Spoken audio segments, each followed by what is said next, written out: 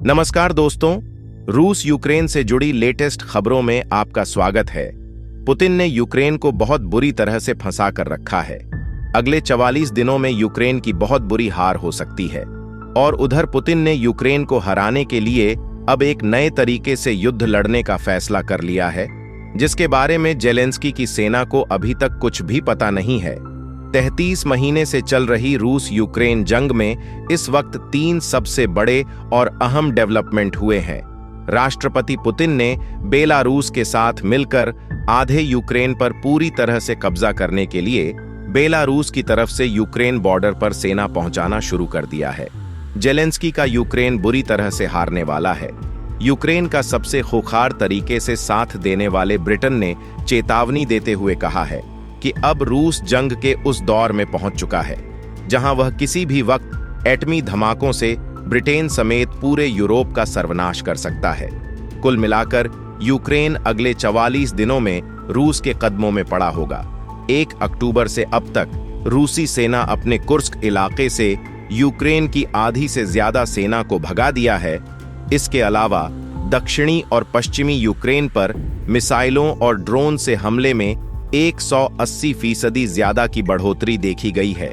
पश्चिमी यूक्रेन सेना के लिए कब्रिस्तान साबित हो रहा है, क्योंकि पश्चिमी यूक्रेन से सटे कुर्स्क की तरफ से रूस और उत्तर कोरिया के सैनिकों के डबल हमलों से यूक्रेन सेना को बुरी तरह हरा दिया है।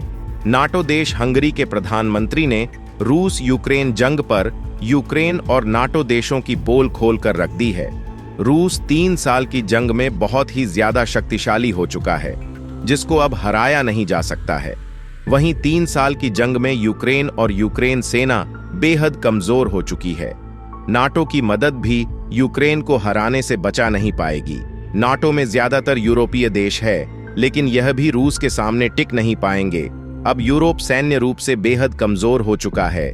लेकिन आगे बढ़ने से पहले दोस्तों, इस वीडियो को लाइक करके चैनल को सब्सक्राइब जरूर कर लीजिए, क्योंकि यह आपके लिए 1 सेकंड का काम है, पर इसे हमको बड़ा हौसला मिलता है। दरअसल लंबी जंग के लिए यूरोप के पास उपकरण, गोला बारूद, पैसा, संसाधनों और सैनिकों की भारी कमी है। अगर नाटो और यूरोप ने रूस से सीधी जंग की तो 1-2 साल में यूरोप और नाटो तबाह हो सकता है।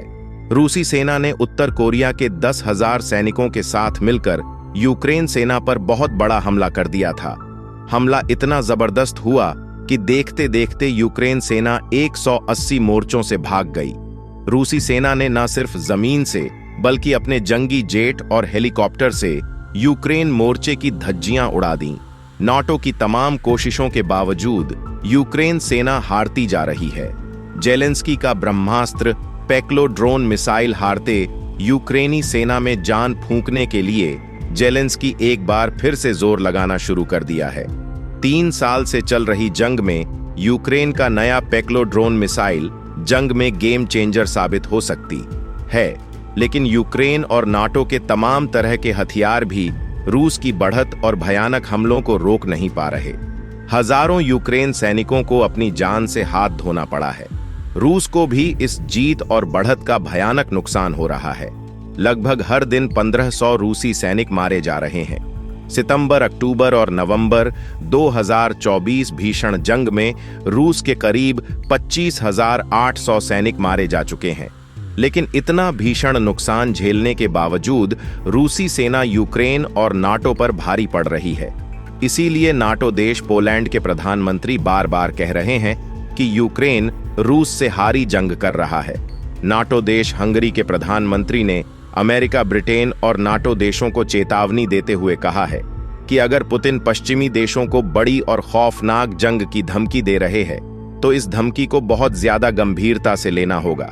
पुतिन की धमकी को बकवास समझने की जरा भी भूल ना करें। यूक्रेन ने जिन मिसाइलों से रूस पर हमला किया है उसे अमेरिका की सीधी मदद के बिना नहीं चलाया जा सकता है। ब्रिटेन और अमेरिका दोनों ने लक्ष्मण रेखा लागी है। जब रूस अपने परमाणु शस्त्रागार को तैनात करने के नियमों को बदलता है तो इसका मतलब साफ है, यह महाविनाश की जंग का साफ तौर पर संदेश है।